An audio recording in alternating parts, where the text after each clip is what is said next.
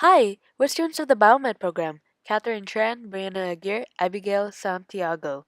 Today you will learn the sliding filament theory as we explain it in detail using drawings and a 3D model. To begin the sliding filament theory, neurons send signals to the muscle fibers at a site called a neuromuscular junction, which also signals the sarcoplasmic reticulum to release calcium ions.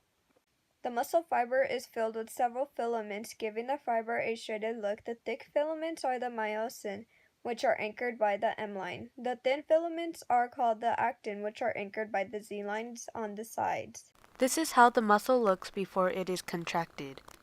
Taking a closer look at a single myosin and actin, they have unique features. The actin, the circular orbs, are surrounded by tropomyosin, which block the process of contraction.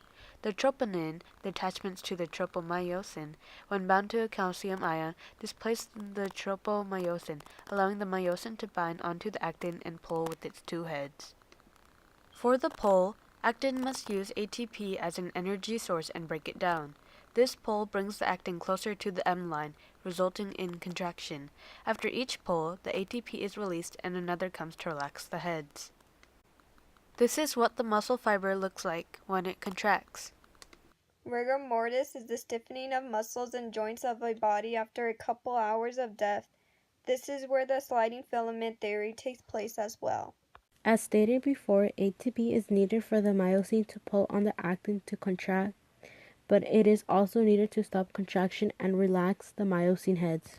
After death, the body cannot take in oxygen to create ATP with low levels of ATP. The corpse begins its path to rigor mortis. This is because when the body doesn't produce ATP, there isn't enough of it to relax the contraction, leaving the myosin to stay and bind with the actin. This is rigor mortis and the end to this video. Now that we have finished our explanation, you should now know what filaments and molecules are needed within a muscle fiber to process contraction. This information will help you understand how rigor mortis works.